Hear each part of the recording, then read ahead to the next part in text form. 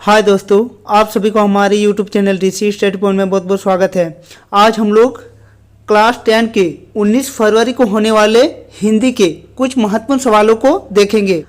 आज के हमारे इस वीडियो में जितने भी क्वेश्चन हैं आप लोगों के होने वाले एग्जाम के दृष्टिकोण से बहुत ही महत्वपूर्ण होने वाला है, इसलिए आप लोग आज के हमारे इस वीडियो को शुरू से अंत तक देखें और हाँ, अच्छा लगे तो अपने दोस्तों को भी ज़्यादा से ज़्यादा शेयर करें। तो चलिए दोस्तों, अब देर न करके एक एक करके उन सभी क्वेश्चनों को देखते हैं। आज का हमारा पहला क्वेश्चन कह रहा है कि लेखक के बचपन का नाम क्या था। पहला ऑप्शन है मंजूनाथ, दूसरा ऑप्शन है तारकेश्वर नाथ, तीसरा ऑप्शन है हरिहर नाथ या चौथा ऑप्शन है श्रीनाथ।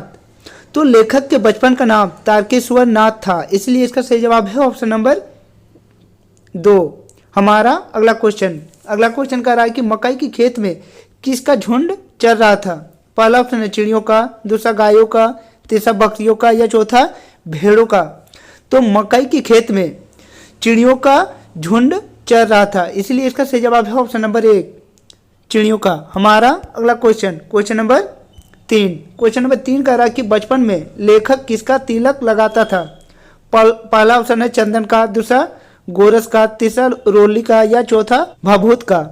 तो बचपन में लेखक भभूत का तिलक लगाता था, इसीलिए इसका सही जवाब है ऑप्शन नंबर 4 भभूत। हमारा अगला क्वेश्चन नंबर 4 कह रहा है कि भभूत लगाने से लेखक क्या बन जाते थे। पहला ऑप्शन है श्री राम, दूसरा श्री कृष्ण, तीसरा बम भोला या चौथा राजकुमार। तो भभूत लगाने से लेखक बम भोला बन जाते थे, इसीलिए इसका सही जवाब है ऑप्शन नंबर 3।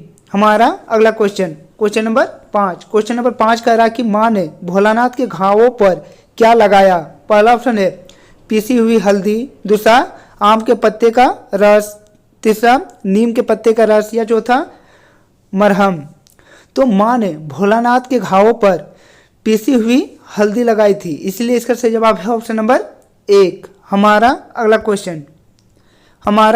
अगला क्वेश्चन कह रहा है कि भोलानाथ किसको देखकर सिसकना भूल जाते थे। पहला ऑप्शन है अपनी माता को, दूसरा अपने पिता को, तीसरा खेल के साथियों को या चौथा अपने भाइयों को। तो भोलानाथ अपने खेल के साथियों को देखकर सिसकना भूल जाते थे, इसीलिए इसका सही जवाब है ऑप्शन नंबर 3। हमारा अगला क्वेश्चन नंबर 7 कह रहा है कि जॉर्ज पंचम की नाक पाठ के लेखक कौन थे। पहला ऑप्शन है कमलेश्वर, दूसरा मधु कांकरिया, तीसरा ऑप्शन है शिव पूजन सहाय या चौथा ऑप्शन है मोहन राकेश। तो जॉर्ज पंचम की नाक पाठ के लेखक कमलेश्वर थे, इसीलिए इसका सही जवाब है ऑप्शन नंबर 1 कमलेश्वर। हमारा अगला क्वेश्चन कह रहा है कि कमलेश्वर का जन्म कब हुआ था। पहला ऑप्शन है 1932 ईस्वी में, दूसरा 1832 ईस्वी में, तीसरा 1934 ईस्वी में या चौथा 1936 ईस्वी में। तो कमलेश्वर का जन्म 1932 ईस्वी को हुई थी, इसीलिए इसका सही जवाब है ऑप्शन नंबर 1। हमारा अगला क्वेश्चन कह रहा है कि सभापति ने नाक का हल ढूंढने के लिए किसको बुलाया। पहला ऑप्शन है लोहार को, दूसरा कलाकार को, तीसरा गीतकार को या चौथा संगीतकार को। तो सभापति नाक का हल ढूंढने के लिए कलाकार को बुलाया था, इसीलिए इसका सही जवाब है ऑप्शन नंबर 2। हमारा अगला क्वेश्चन नंबर 10 कह रहा कि जॉर्ज पंचम की नाक कहाँ लगी हुई थी। पहला ऑप्शन है चाइना गेट में, दूसरा कोलकाता में, तीसरा मुंबई में या चौथा इंडिया गेट में। तो जॉर्ज पंचम की नाक इंडिया गेट में लगी हुई थी, इसीलिए इसका सही जवाब है ऑप्शन नंबर 4 इंडिया गेट। हमारा अगला क्वेश्चन नंबर 11 कह रहा कि भारत में इंडिया गेट कहाँ है। पहला ऑप्शन है कलकत्ता में, दूसरा गुजरात में, तीसरा दिल्ली में या चौथा पंजाब में। तो भारत में इंडिया गेट दिल्ली में स्थित है, इसीलिए इसका सही जवाब है ऑप्शन नंबर 3। हमारा अगला क्वेश्चन कह रहा है कि साना साना हाथ जोड़ी पाठ में किस शहर के सौंदर्य का वर्णन है। पहला ऑप्शन है अगरतला, दूसरा गुवाहाटी, तीसरा महाबलेश्वर या चौथा गंगोट। तो साना साना हाथ जोड़ी पाठ में गंगोट शहर का सौंदर्य का वर्णन है, इसीलिए इसका सही जवाब है ऑप्शन नंबर 4 गंगोट। हमारा अगला क्वेश्चन नंबर 13 कह रहा है कि गंतोक का क्या अर्थ है। पहला ऑप्शन है घाटी, दूसरा जंगल, तीसरा पत्थर या चौथा पहाड़। तो गंगोत का अर्थ पहाड़ होता है, इसीलिए इसका सही जवाब है ऑप्शन नंबर 4। हमारा अगला क्वेश्चन नंबर 14 कह रहा है कि गंतोक में श्वेत पताकाएं किस अवसर पर फहराई जाती थी? पहला ऑप्शन शांति के अवसर पर, दूसरा युद्ध के अवसर पर, तीसरा शोक के अवसर पर, या चौथा किसी उत्सव के अवसर पर। तो गंतोक में श्वेत पताकाएं शोक के अवसर पर फहराई जाती थी, इसलिए इसका सही जवाब है ऑप्शन नंबर 3। हमारा अगला question, question number 15। Question number 15 कह रहा है कि लेखिका ने गंगटोक को किसका शहर कहा है? पहला ऑप्शन है मेहनतकश बादशाहों का, दूसरा परिश्रमी लोगों का, तीसरा वैज्ञानिकों की देन का, या चौथा प्राचीन परंपराओं का। तो लेखिका ने गंगटोक को मेहनतकश बादशाहों की शहर कहा है, इसीलिए इसका सही जवाब है ऑप्शन नंबर 1। हमारा अगला question, question number 16। Question number 16 कह रहा कि गंगटोक नगर किस राज्य की राजधानी है? पहला ऑप्शन है असम, दूसरा बंगाल, तीसरा सिक्किम, या चौथा अरुणाचल प्रदेश। तो गंगटोक नगर सिक्किम की राजधानी है, इसीलिए इसका सही जवाब है ऑप्शन नंबर 3। हमारा अगला question, question number 17। Question number 17 कह रहा है कि कंचनजंगा किस पर्वत की चोटी का नाम है? पहला ऑप्शन है हिमालय पर्वत, दूसरा कंचन पर्वत, तीसरा सुमेरु पर्वत, या चौथा नीलमणि पर्वत। तो कंचनजंगा हिमालय पर्वत की चोटी है, इसीलिए इसका सही जवाब है ऑप्शन नंबर 1। हमारा अगला क्वेश्चन, हमारा अगला क्वेश्चन कह रहा है कि जितने नार्गे की जीभ में किसकी तस्वीर लगी हुई थी? पहला ऑप्शन है महात्मा गांधी, दूसरा दलाई लामा, तीसरा महात्मा बुद्ध, या चौथा महावीर। तो जितने नागे की जीभ में दलाई लामा का तस्वीर लगी हुई थी, इसलिए इसका सही जवाब है ऑप्शन नंबर 2, दलाई लामा। हमारा नेक्स्ट क्वेश्चन, हमारा अगला क्वेश्चन कह रहा है कि मशगूल शब्द का अर्थ क्या है? पहला ऑप्शन है व्यस्त, दूसरा मशहूर, तीसरा प्रसिद्ध, या चौथा सुंदर। तो मशगूल शब्द का अर्थ व्यस्त है, इसीलिए इसका सही जवाब है ऑप्शन नंबर 1। हमारा अगला क्वेश्चन, क्वेश्चन नंबर 20।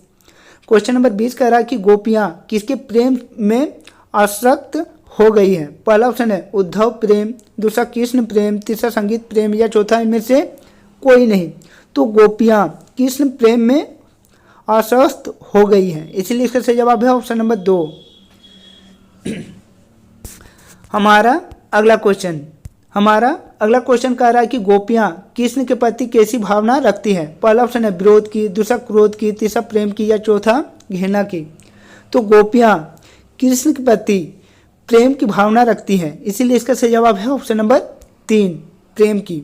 हमारा नेक्स्ट क्वेश्चन, हमारा नेक्स्ट क्वेश्चन कह रहा है कि गोपियाँ किसके प्रेम में आश्वस्त हो गई हैं? पहला उद्धव प्रेम, दूसरा कृष्ण प्रेम, तीसरा संगीत प्रेम, या चौथा इनमें से कोई नहीं। तो गोपियाँ कृष्ण प्रेम में आश्वस्त हो गई हैं, इसलिए इसका सही जवाब है ऑप्शन नंबर 2। हमारा अगला क्वेश्चन, हमारा अगला question, question number 24। Question number 24 कह रहा है कि कवि के अनुसार गोपियों का स्वभाव कैसा है? पहला ऑप्शन है चतुर, दूसरा निर्दलीय, तीसरा घमंडी, या चौथा भोला। तो कवि के अनुसार गोपियों का स्वभाव भोलापन है, इसीलिए इसका सही जवाब है ऑप्शन नंबर 4, भोला। हमारा अगला question, question number 25। Question number 25 कह रहा है कि गोपियों को छोड़कर कृष्ण कहाँ चले गए थे? पहला ऑप्शन है वृंदावन, दूसरा मथुरा, तीसरा ब्रज, या चौथा द्वारका। तो गोपियों को छोड़कर कृष्ण मथुरा चले गए थे, इसलिए इसका सही जवाब है ऑप्शन नंबर 2, मथुरा। हमारा अगला question, question number 26। Question number 26 कह रहा कि कृष्ण का योग संदेश लेकर कौन आए थे? पहला ऑप्शन है सेवक, दूसरा सुदामा, तीसरा उद्धव, या चौथा बलराम। तो कृष्ण का योग संदेश उद्धव लेकर आए थे, इसलिए इसका सही जवाब है ऑप्शन नंबर 3। हमारा अगला क्वेश्चन, क्वेश्चन नंबर 27।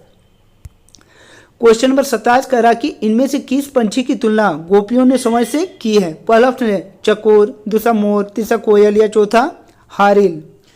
तो इनमें से जो हारिल पंछी है उसकी तुलना गोपियों ने समय से की थी, इसलिए इसका सही जवाब है ऑप्शन नंबर 4। हमारा अगला question, question number 28। Question number 28 कह रहा है कि राम लक्ष्मण परशुराम संवाद पाठ के रचयिता हैं। पहला ऑप्शन है कबीरदास, दूसरा मीराबाई, तीसरा तुलसीदास, या चौथा सूर्यकांत त्रिपाठी निराला। तो राम लक्ष्मण परशुराम संवाद पाठ के रचयिता तुलसीदास थे, इसलिए इसका सही जवाब है ऑप्शन नंबर 3। हमारा अगला क्वेश्चन नंबर 29।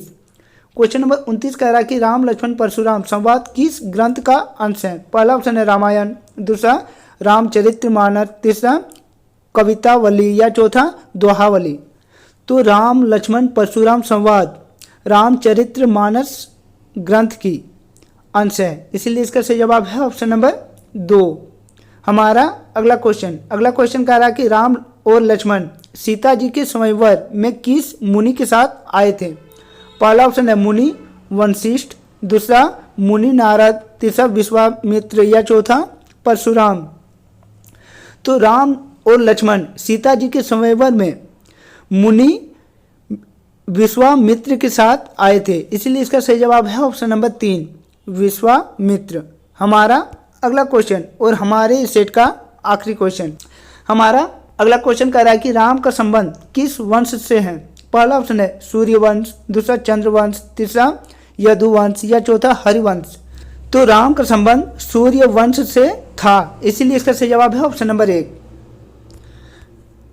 तो दोस्तों, यदि आप लोगों को आज का हमारे वीडियो अच्छा लगा हो तो हमारे इस चैनल को सब्सक्राइब कर ले और बेल आइकन को दबा ले। और हाँ, आज के हमारे इस वीडियो को आप लोग अपने दोस्तों के साथ ज़्यादा से ज़्यादा शेयर करें। तो चलिए दोस्तों, इसी तरह के और नए वीडियो लेके फिर मिलता हूँ, तब तक के लिए बाय।